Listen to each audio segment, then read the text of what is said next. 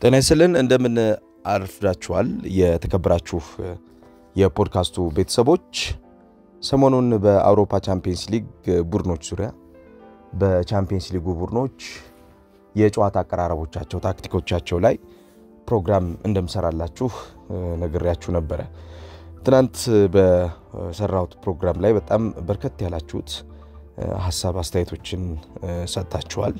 እጅግ አድርጌ ከልብ አመሰግናለሁ። በተለይ ሉዊስ ኤንሪኬ ስለሚጫወትበት መንገድና አርሰናል ጋር በሚያደርገው ጨዋታ በምን አይነት መንገድ ሊቀርብ እንደሚችል ምን አይነት የጨዋታ እቅዶች እንዳሉት በተለይ አሰልጣኞች እንደምታውቁት በሜዳ የጨዋታ እንቅስቃሴ ላይ አንዱ ትልቁ ነገር ምንድነው ክፍልፋይ ሐሳቦቻቸው ላይ የሚያሳድጉበት የነሱ መነሻ ፖይንቶቻቸው ናቸው። እነኚህ የዳይሬክሽናል ፖይንቶቻቸው አብዛኛውን ጊዜ ወዴት እንደሚወስዳቸው የሚጠቁሙ ናቸው። እነኚህን አቅጣጫዎች ተከትለው የሚገነቧቸው ቡድኖች ለተጋጣሚዎች የሚኖራቸው ጫና የሚያመጣው ውጤት ነው እንግዲህ እነሱን የተሻለ በሜዳ ላይ ብልጫ ወሳጅ ቡድን የሚያደርጋቸው ማለት ነው። ዛሬ ቆይታ ስናደርግ በስፋት የምንመለከተው የሚኬል አርቴታን ቡድን ይሆናል። አርሰናልን በተመለከተ አርሰናል በተለይ ደግሞ የማድሪድ ጨዋታን መነሻ በማድረግ አርሰናል እንዴት በማድሪዱ ጨዋታ የእንቅስቃሴ ብልጫ እንደወሰደ የእንቅስቃሴ ብልጫውን ማሳደጉ የተሻለ ቡድን እንደሆነ ለመመልከት ሞክራለሁ። የሚመጣው ሳምንት እንደምታውቁት ከፒኤስጂ ጋር ጨዋታውን የሚያደርግ ይሆናል። ከፒኤስጂ ጋር ከሚያደርገው ጨዋታ ጋር በተገናኘ በተለይ የማድሪዱ ጨዋታ ሊሰጠው የሚችለው የጨዋታ አፕሮች ይኖራል ተብሎ ይታሰባል። ምክንያቱም በአውሮፓ ቻምፒየንስ ሊግ የቅርብ ዓመታት በጣም ጠንካራ የሚባል ቡድን ነው ሪያል ማድሪድ። ይሄ ጠንካራ የሚባለው ቡድን 5 ጎሎች ተቆጥሮበት 1 ጎል ብቻ አስቆጥሮ ነው ከውድድሩ ውጭ ወጣው። እንግዲህ 5 ጎሎች ተቆጥሮበት 1 ጎል ብቻ አስቆጥሮ ሲወጣ 5 ጎል ባስቆጠረውና 1 ጎል ባስቆጠረው ቡድን መካከል ያለው ልዩነት እንዲሁ በቀላሉ መረዳት ይቻላል። ያላቸው ልዩነት ያላቸው ብልጫ ምን እንደሆነ ማለት ነው። ስለዚህ ምንድነው አርሰናል የወሰደው ብልጫ የነበረው ቪዚብሊ የሚታየው ነገር በጣም በግልጽ ያስተዋለው ነገር ምንድነው?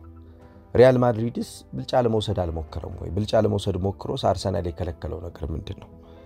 ይሄንም ለማየት እንሞክራለን። አብራችሁን ቆይታ ያደርጋችሁ ስላላችሁ እጅግ አድርጌ ከልብ አመሰግናለሁ። ፖድካስቱ ከተመቻችሁ ላይክ ሰብስክራይብ አድርጉ። ሰሞኑን ፖድካስቱ ያው እቀባ ላይ ነበርኩ ያው ክልከላ ላይ ነበረ። ስለዚህ አሁን ተመልሷል ፖድካስቱ በመመለሱ ደግሞ ብዙዎቻችሁ ጋር እንዲደርስ ምክንያቱም ክልከላ ላይ የነበሩ የዩቲዩብ ስርጭቶች አብዛኛውን ጊዜ ገደብ ይጣልባቸዋል። ስለዚህ ይሄ ገደብ ለብዙዎቻችሁ እንዳይደርስ የሚያደርገውን ነገር እናንተ እየተሳተፋችሁ ሼር እያደረጋችሁ እንድትሳተፉ ከወዲሁ ሌሎች እንዲጋራ ሌሎች እንዲደርስ እንድታደርጉ እጠቁማችኋለሁ።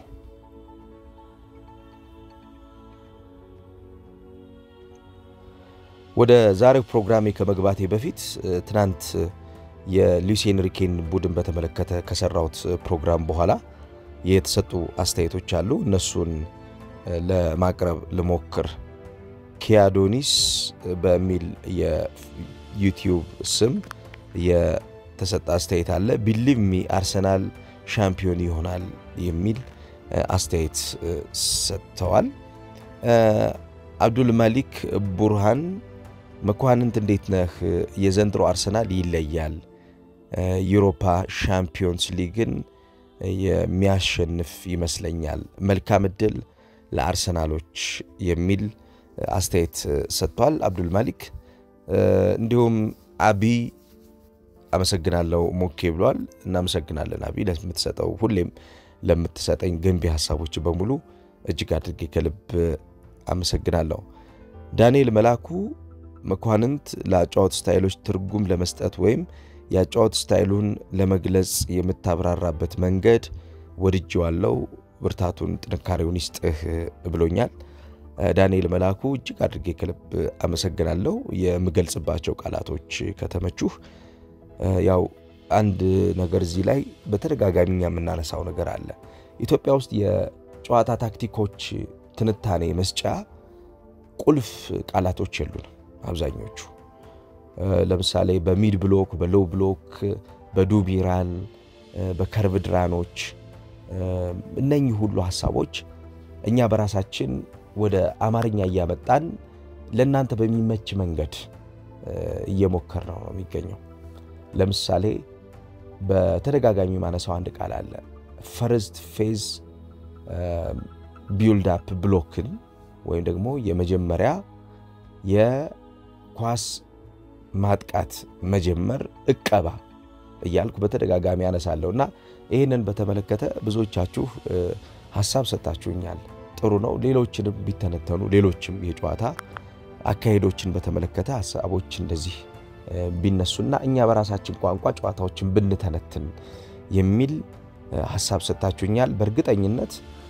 በተወሰኑ ወራቶች ውስጥ የራሳችን ቮካቡላሪ ይኖረናል እርግጠኛው የምነግራችሁ ነገር ለዳንኤልም እንደ ዳንኤል ላላችሁም አድማጮቼ የራሳችን የጨዋታ መተንተኛ ቮካቡላሪ ወርዶች ይኖሩናል ስለዚህ በደንብ እየገባን በደንብ እየተረዳን ጨዋታዎችን እንሄዳለን ማለት ነው ፍቅር አምላክ አመሰግናለሁ ብሏል ፍቅር አምላክ ከልብ አመሰግናለሁ እኔም የማር የሱፍ ትንታኔዎች በጣም ይስባሉ ብሏል የማር እጅግ አድርጌ ከልብ አመሰግናለሁ ሁላችሁም ለምትሰጡኝ አስተያየት እጅግ አድርጌ ነው ከልብ የማመሰግነው ገንቢ አስተያየቶች ናቸው በደንብ የሚያሳድጉ በደንብ የሚያሻሽሉ ሐሳቦች ስለሆኑ እጅግ አድርጌ ከልብ አመሰግናለሁ አሁን በቀጥታ ወደ ፕሮግራሙ ልግባ ሪያል ማድሪድና አርሰናል ባደረጉት ጨዋታ ወቅት አንድ የተፈጠረ ነገር ነበር የማድሪድ የማጥቃት እንቅስቃሴና የማድሪድ የመከላከል እንቅስቃሴ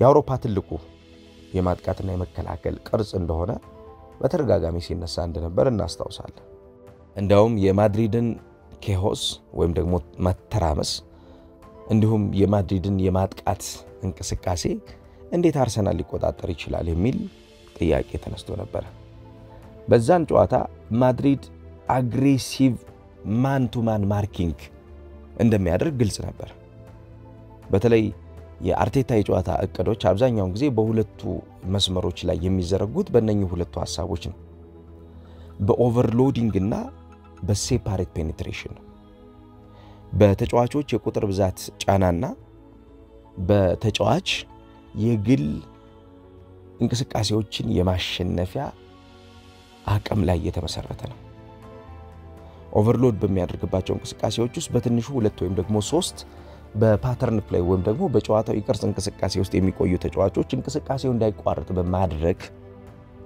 እንቅስቃሴውን የሚያሳድጉ ይሆናል ማለት ነው አንድ ለአንድ በሚደረጉ እንቅስቃሴዎች ግን ለምሳሌ እንደ ቡካዮ ሳካ እንደ ጋብሪኤል ማርቲኔሊ እንደ ትሮሳርድ እንዲሁም እንደ ኤተን ዋኔሪ ከዛውጭ እንደ ሉዊስ ኬሊ አይነት ተጫዋቾች ደግሞ የአንድ ለአንድ ጨዋታዎችን እንዲያሸንፉ ያደርግ ነበር ስለዚህ ማድሪድ አግሬሲቭ ማን ማርኪንግ ላይ ትኩረት አድርጎ ነበር የመጣው አግሬሲቭ ማን ማርኪንግ ላይ ትኩረት አድርጎ ሲመጣ አርቴታ እነኚህ ሁለቱ የሚጫወትባቸው መንገዶች በጣም ወሳኝ ነበሩ ኢቭን በፒኤስጂው ጨዋታ በጣም ወሳኝ ሊሆን የሚችለው የማጥቂያ መንገዱ ይሄ ነው ኦቨርሎዲንግ እና ማን ቱ ማን ማርኪንግ ላይ የተጫዋች ስኪልን አሳድጎ የሚጠቀምበት መንገድ ማለት ነው ስለዚህ ማድሪድ ሁሉንም የማጥቃት አቅሞች የአርሰናል መስርቶ የመውጣትንም እንቅስቃሴ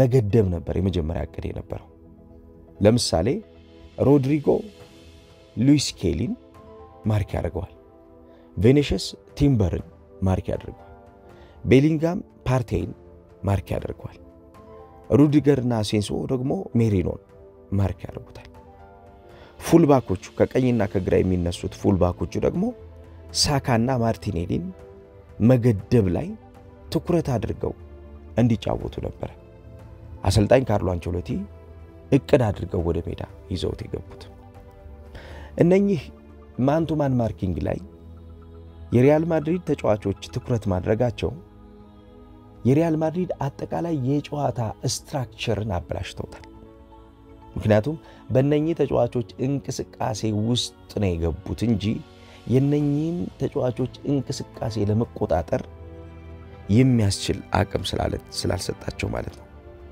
በዚህ የአርቴታ የካውንተር ስትራቴጂ ወይም ደግሞ ተመልሶ ለዚህ የጨዋታ እቅዳቸው ማክሸፊያ እየተጠቀመበት አንዱ መንገድ ምንድነው? ሲምፕል ኤንድ ኢፌክቲቭ በሆነ መንገድ በጣም ቀላልና ውጤታማ በሆነ መንገድ ሁለቱን ሴንተር ባኮቹን ወይም ደግሞ ሁለቱን የመሃል ተከላካዮቹን አስፍተው ወደ ጎን እንዲቆሙ ማድረግ ነበር። አስፍተው ወደ ጎን በሚቆሙበት ሰዓት አርሰናል አንዱ የሚጠቀመው ትልቁ ነገር የሚሆነው ምንድነው? የተጋጣሚ ቡድን የፊት መስመር ተጫዋቾች ሰፊውን የሜዳ ክፍል እንዲሸፍኑ እንዲገደዱ ያደርጋል። ይሄ ማለት ጃኪቭ ኪቪዮር እና አብሮት የተሰለፈው ዊሊያም ሳሊባ ከቀኝና ከግራ የሚጫወቱት ሁለቱ ተጫዋቾች ወደ አማካኝ ክፍል ስለሚገቡ ሰፊውን የሜዳ ክፍል ጥለውላቸው ስለሚሄዱና በመካከላቸው ጋፕ ስለሚፈጥሩ እነዚህም ከነሱ ፊት የሚገኙ ተጫዋቾች በሚጠቁ ሰዓት ተመልሰው የመሸፈን እድሉም ስላለ ነገር ግን የማድሪድ ተጫዋቾች በሚመጡበት ሰዓት ስራ ይበዛባቸዋል ማለት ነው። ይሄ የማድሪድን የማጥቃት ሳይሆን የመከላከል ስትራክቸርን ጫና ውስጥ ይከተዋል ማለት ነው። ምክንያቱም የማድሪድ የማጥቃት እንቅስቃሴ መነሻ የሚሆነው የማድሪድ የመከላከል ስትራክቸር አነሳስ ስለሆነ ማለት ነው። ለዚህ ደግሞ ትልቁ ሚና ሲወጣ የነበረው ዴቪድ ራያ ነው። የዴቪድ ራያ ፐርማነንት ፓሲንግ ኦፕሽን ሆኖ ወይም ደግሞ ቋሚ የኳስ አቀባይ ሰራተኛ ሆኖ በጨዋታው ጨርሷል። በአርቴታ የጨዋታ እቅድ አብዛኛውን ጊዜ ተግባራዊ ከሚያደርጋቸው ሐሳቦች መካከል የፐርማነንት ፓሲንግ ኦፕሽኖችን አለማጣት ነው። ቋሚ የኳስ ማቀበል ኦፕሽን የሚሰጡ ተጫዋቾች አብዛኛውን ጊዜ ችግሩ ስለሚገባው የቡድኑ እንቅስቃሴ ወይም ደግሞ ችግሩ ስለሚገቡ የቡድን ተጫዋቾች መፍትሄ የሚሰጡ ይሆናሉ ማለት ነው። ይሄ በማድሪድ ፈርስት ላይን ፕሬሲንግ ላይ ራሱን የቻለ ጫና ይፈጥራል ማለት ነው። የማድሪድ የመጀመሪያው ኳስን መስርቶ የሚወጣበት መንገድ ላይ ጫና ውስጥ ይከታቸዋል። ኪቪዮር ኳሱን ገፍቶ ወይም ደግሞ ኳሱን ተቀብሎ አንድ ሰው ነፃ ያወጣል ማለት ነው። አሊያም ሳሊባ ኳሱን ተቀብሎ ገፍቶ በሚሄድበት ሰዓት ሌላ ሰው ነፃ ያወጣል ማለት ነው። በተለይ የኪቪዮር ኳሱን ይዞ ገፍቶ በሚሄድበት ሰዓት ነፃ የሚያወጣው ተጫዋች ሉዊስ ስኬሊ ይሆናል ማለት ነው።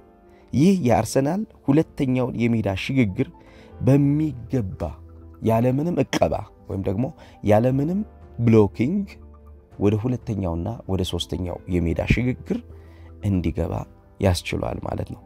አርሰናል የፖዚሽናል ፓተርኑን ስንመለከተው አብዛኛውን ጊዜ በአርቴታ የጨዋታ እቅድ ውስጥ የፖዚሽናል አዌርነሳቸው የዱዋል ፖዚሽናል አዌርነስ ወይም ደግሞ የሁለትና ከዛ በላይ የጨዋታ ሚና አቅም ያላቸውን ተጫዋቾች ይመርጥ ስለነበረ እነኚህ ተጫዋቾች በቡድኑ ውስጥ መኖራቸው የአርሰናልን የማጥቃትም ሆነ የመከላከል ከቨር የማድረግም ሆነ ወደፊት ሲሄዱ ነገሮችን እያጠቁ እየሸፈኑ የሚያሳድጉበትን አቅም ጨምሮላቸዋል። ይሄ ማለት የፓሲንግ ትሪያንግሎችን በተደጋጋሚ ይፈጥር ስለነበረ የፓሲንግ ትሪያንግል ፖይንቶች ወይም ደግሞ የኳስ ሶስት ማዕዘን ቅብብል አድራሻዎች ላይ አርሰናል ምንም አይነት ጫና ውስጥ ሳይገባ ኳስን በተደጋጋሚ ሳያጣ በመሄድና በመምጣት ወይም ደግሞ በፕሮሰስና በሪፕሮሰሲንግ ያደገ ቡድን እንዲሆን አድርጎታል። ለምሳሌ የአርሰናል አንዱ ትልቁ ኳሊቲ የነበረው በሪያል ማድሪድ ጨዋታ ዊድዙን ኢንቴሊጀንትሊ ነበር የሚጠቀሙት። ይሄ ማለት ከዚህ በፊት ይጠቀምበት ከነበረው ዊድዙን ብቻ ጠብቆ ከሚሄደው አርሰናል ይልቁን የጨዋታውን ስፋት እንደገና ናሮ በማድረግ በማጥበብ ወደ ቆርጦ የሩጫ እንቅስቃሴ አድርጎ ወደ ዞን 14 ቀጠና በመግባት ኢንቴሊጀንት ራኒንግ እያደረጉ ወይም ደግሞ የበሰለ በጣም ካልኩሌቲቭሊ የተሰራ ሩጫ እያደረጉ እየገቡ የሪያል ማድሪድ ተጫዋቾች አስገዳጅ የሆነ ስህተት እንዲሰሩ ያደርጓቸው ነበር። ለዚህ ማሳያ የሚሆነው ቡካዮ ሳካ ጥፋት ተሰርቶበት የተገኘው የቅጣት ምት ለዚህ አንዱ ማረጋገጫ ነው። ቡካዮ ሳካ አብዛኛው የሚያደርግ የነበረው ነገር ምንድነው? በዊድዝ አታክ ወይም ደግሞ በስፋት በአስፍቶ የማጥቃት እንቅስቃሴ ኳሱን አስፍቶ ይዞ በሁለቱ ኮሪደሮች ወይም በቀኝ ወይም ደግሞ በግራ እሱ ፌቨር የሚያደርገው በቀኝ ኮሪደር ነው። የቀኝ ኮሪደሩን ሩጫ ይዞ ከገባ በኋላ ቆርጦ ወደ ሳጥን ነበር የሚገባው። አሁን ግን ኢንቴሊጀንት ዊድዝ ራኑ ምንድነው?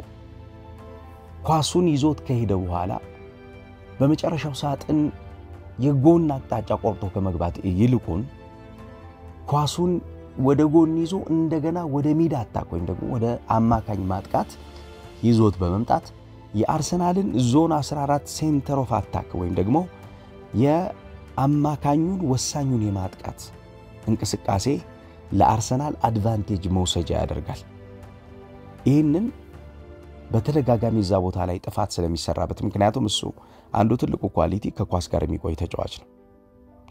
ለአርቴታ ከኳስ ጋር የሚቆይ ተጫዋች መሆኑ ደግሞ የሚሰጠው ትልቁ አቅም ምንድነው? የተጋጣሚ ቡድን ተጫዋቾች ተገደው ጥፋት እንዲሰሩበት የሚያደርግ ነው።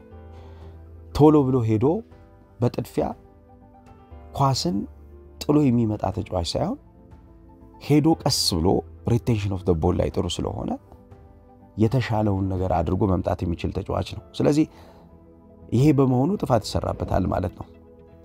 የዋይድ ፔኔትሬሽኖች እንዳለ ሆኖ ነገር ግን ዋይድ ናሮ ፔኔትሬሽኖች ናቸው በአርሰናል የሰፉ ነገር ግን የጠበቡ የኳስ ሩጫዎች ናቸው በአርሰናል ተግባራዊ እየተደረጉ የሚገኙት። ጠባብ የማጥቃት ሽግግሮችን አርሰናሎች ይመርጡበት የነበረው ዋነኛው ምክንያት የሪያል ማድሪድ ተጫዋቾች ተገደው የያዙትን ቅርጽ እንዲያጡና ተገደው ደግሞ አላስፈላጊ ጥፋቶችን እንዲሰሩ ለማድረግ ነበር። ማርቲን ኦዴጋርድ በነገራችን ላይ በቅርብ ጊዜ በአውሮፓ ቻምፒየንስ ሊግ እየተመለከትን ያለነው የቀኝ ዞን የቀኝ ተከላካይ ሆኖ ሁሉ እየተጫወተ ተመልክተናል። ይሄ ማለት በቆሞ መከላከል ወይም ደግሞ ቆሞ የቀኙን ዞን የሚሸፍን ተጫዋች ሳይሆን የቀኙን ዞን እንደ ማጥቂያ መነሻ ሐሳብ ሆኖ የሚያገለግል የቀኙን ዞን እንደ ማጥቂያ ሐሳብ መቀስቀሻ አድርጎ የሚያገለግል ተጫዋች ሆኖ እየተመለከትነው ነው የምንገኘው። ስለዚህ በሁሉም መንገድ ከአርቴታ የጨዋታ ዕቅድ ውስጥ በጣም እየገነነ የመጣው ነገር ምንድነው? የፖዚሽናል አዌርነስ ወይም ደግሞ የተጫዋቾችን የፖዚሽናል ፍሉዲቲን የሚጠብቅ አሰልጣኝ ሆኗል። ፖዚሽናል ፍሉዲቲ በጣም ወሳኝ የሚባለው አንዱ ትልቁ ነገር ምንድነው? ተጫዋቾች አብዛኛውን ጊዜ ኦሪጂናል ከሆነው የጨዋታ ባህሪያቸው ወጥተው በተለያየ የጨዋታ ባህሪ ውስጥ እንዲገኙ ማድረግ ነው። ይሄ የሉዊስ ኬሊን ከዚህ በፊት የሰራውላችሁ ፕሮግራም በሐሳብ ሁሉም ያጠቃልል ነው። የግራ የተከላካይ መስመር ተጫዋች የሆነው ተጫዋች የአማካኝ ተጫዋች ሆኖ ጨዋታውን እንዲጨርስ ያደርጋል። የቀኝ መስመር ተከላካይ የሆነው ተጫዋች የቀኝ አጥቂ ሆኖ እንመለከተዋለን። በ9 ቁጥር የማጥቃት እንቅስቃሴ ውስጥ ሻርፕ የሆነው ተጫዋች ወርዶ የ8 ቁጥርና የ6 ቁጥር ሚና ሲላበስ እንመለከተዋለን። ስለዚህ ሁሉንም ሐሳቦች ተግባራዊ የሚያደርግና በተለይም ደግሞ ኮንጀስትድ የሚባሉ ዞኖችን ወይም ደግሞ የተጨናነቁ ዞኖች በሚገኙ ሰዓት እነኚህ ኮንጀስትድ የሆኑ ዞኖችን መስበሪያ ሐሳቦች አብዛኛውን ጊዜ የሚጠቀመው በፖዚሽናል ፍሉዲቲ ነው። በዚህ ውድድር ዓመት የአርቴታ አንዱ ትልቁ ኳሊቲ የሆነው እንደፈለገ ተጫዋቾችን በየትኛውም ቦታ ላይ መጠቀም መቻሉ ነው። ከዛውጭ ዘንድሮ በማጥቃት እንቅስቃሴ ውስጥ የማጥቃት ጉድለቶች መምጣታቸው ማለትም የካይ ሃቨርትዝ የፊት መስመር ተጫዋቹ የጋብሪኤል ሄሱስ ጉዳት አርቴታን የተሻለ እንዲያስብና ያለውን አቅም እንዲጠቀም አድርጎታል። ለምሳሌ ይህንን በማድረግ ሜሪኖን አስፈሪ የሐሰተኛ የ9 ቁጥር ሚና ያለው ተጫዋች አድርጎታል። ሞቢሊቲውና ፓሶቹ ትልልቅ ቡድኖችን እየገደለ ነው የሚገኘው። ማድሪድን በሁለቱም ጨዋታዎች የገደለው የሜሪኖ እንቅስቃሴ ነው። የሜሪኖ የኳስ አጠቃቀም፣ የሜሪኖ የሜዳ አጠቃቀም፣ የሜሪኖ እይታ ነው። ስለዚህ ሜሪኖ እዛ ቦታ ላይ የተሻለ ተጫዋች እንዲሆን የተደረገው በሚኬል አርቴታ በፖዚሽናል ፍሉዲቲ በየትኛውም ቦታ ላይ ተጫዋቾች እንዲጠቀም በሚያስገድደው የአእምሮ ገደብ የለሹ ውሳኔ ነው ማለት ነው። በዚህ እንቅስቃሴ ውስጥ ነው እንግዲህ የሚመጣው ሳምንት ፔስጂን በብዙ መንገድ አድጎ አርሰናል ይገጥመዋል ተብሎ የሚጠበቀው። ከዛሬው ፕሮግራም በኋላ በሚመጣው ሳምንት ምን አዲስ ነገር አለ በሚለው የጨዋታ መንገዱ ላይ ሌላ ሐሳብ ይዤ እመጣለሁ። ለዛሬ የነበረኝ ቆይታ ይህንን ይመስል ነበር። በሌሎች ፕሮግራሞች ተመልሰን እንገናኛለን። ሐሳቡ ከተመቻችሁ ላይክ፣ ሰብስክራይብ እና ኮሜንት አድርጉ። እንዲሁም ለሌሎች እንዲዳረስም እያጋራችሁ እንድትቆዩ ከወዲሁ እጠይቃለሁ። ጥሩ ቀን ይሁንላችሁ።